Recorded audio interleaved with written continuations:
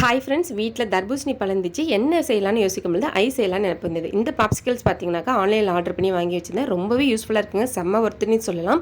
தர்பூசணி பழத்தை நல்ல சின்ன சின்ன க்யூப்ஸாக கட் பண்ணி அதை வந்துட்டு ஒரு மிக்ஸி ஜாரில் சேர்த்துக்கலாம். இது கூடவே ஹாஃப் லெமன் வந்து பிழிஞ்சு விட்டு 2 டேபிள் ஸ்பூன் சுகர் சேர்த்துக்கலாம். ஒரு கல் மட்டும் உப்பு சேர்த்து நல்ல மிக்ஸி ஜாரில் அரைச்சி எடுத்துக்கோங்க. இதை வந்துட்டு ஒரு பெரிய வடிகட்டியில் நல்லா வடித்து எடுத்துட்டோம் அப்படின்னாக்கா அந்த விதையெல்லாம் தனியாக வந்துடும். இந்த மோல்டு வந்துட்டு நல்லா வாஷ் பண்ணிவிட்டு வெறும் ஃப்ரெஷ்ஷான ஜூஸை மட்டும் சேர்த்துக்கலாம். ஸோ இதில் வந்துட்டு தண்ணி ஊற்றி அரைச்சிடாதீங்க, வெறும் பழத்தை மட்டும் அரைச்சிக்கோங்க. இதை வந்துட்டு ஃப்ரீசரில் ஒரு 8 ஹவர்ஸ் வச்சு எடுத்தோம் அப்படின்னாக்கா சூப்பரான ஐஸ் வந்துட்டு வீட்டிலே ரெடி ஆயிரும்.